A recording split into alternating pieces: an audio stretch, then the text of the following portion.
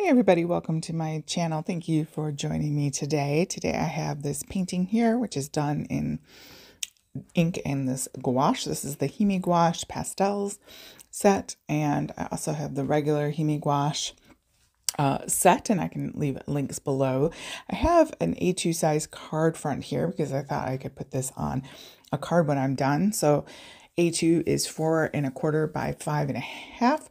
And so this is 4 by 5 1/4. That way I can layer it.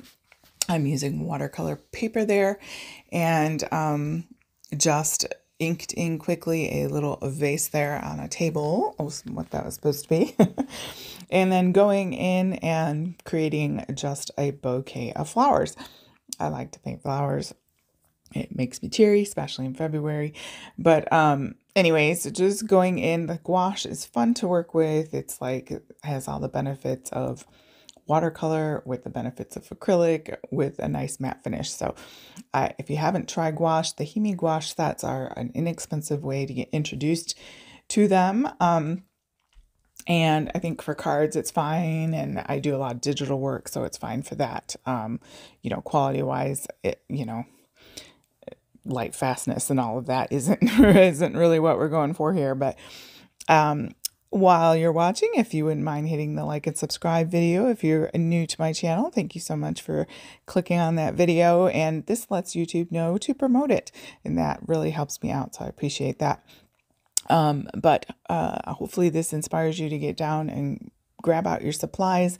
Sometimes it's easier for us to get something and then it just sits there. It's amazing how the months go by and you're like, oh, I meant to use that. So dipping into the gouache. Now I'm a mixed media artist, so I bounce between digital painting, watercolor, acrylic, gouache, and just color pencil and the whole thing. So I do tend to bounce between supplies. So but they're fun. I love creating, and I love using the different supplies for different uses. And anyway, a little bit of babble here. I'm a little tired.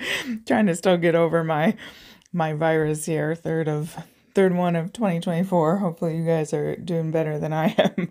But no, the Lord is good. And it's been really nice here in Michigan and weather-wise, so I can't complain about that.